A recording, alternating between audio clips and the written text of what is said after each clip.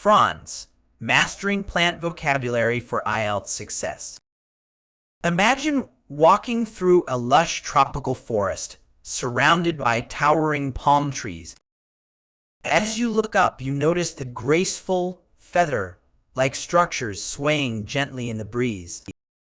These elegant leaf structures are what we'll be exploring today.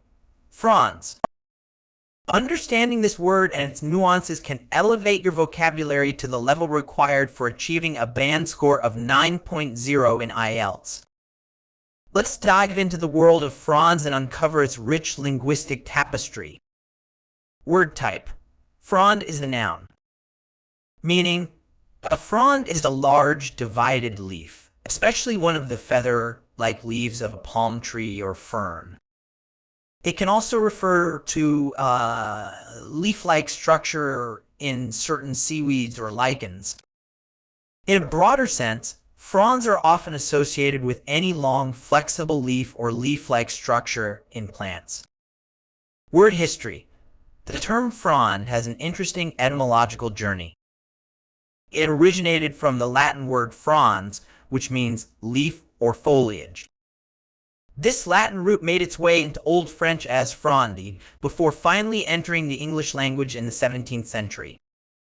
The evolution of this word reflects the historical connections between Latin, French, and English, showcasing the rich linguistic heritage that informs our modern vocabulary.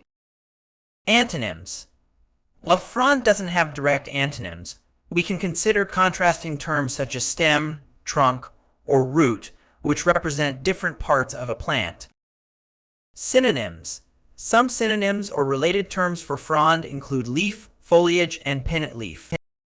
However, it's important to note that frond is often used more specifically for certain types of plants, particularly ferns and palms. Examples used in sentences. 1. The gentle breeze caused the palm fronds to rustle, creating a soothing, tropical ambience. 2. The fern's delicate fronds unfurled slowly, revealing their intricate patterns. 3. Marine biologists studied the complex structure of kelp fronds to understand their role in underwater ecosystems. 4. The artist carefully sketched the graceful curves of the cycad fronds, capturing their prehistoric elegance. 5. Archaeologists discovered fossilized fronds that provided valuable insights into ancient plant life. Common errors in use. When using the word frond, there are a few common mistakes to be aware of.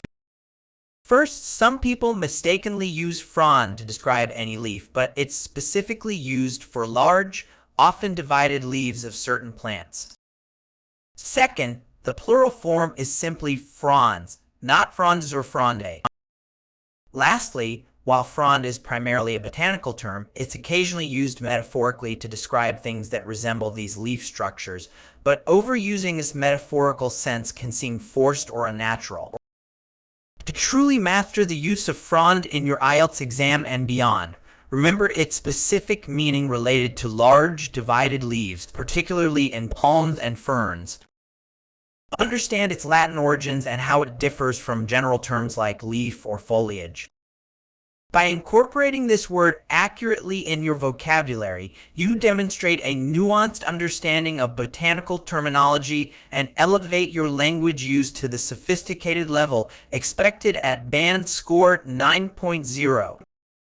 Whether you're describing a tropical landscape, discussing plant biology, or analyzing fossil records, the word frond can add precision and elegance to your expression.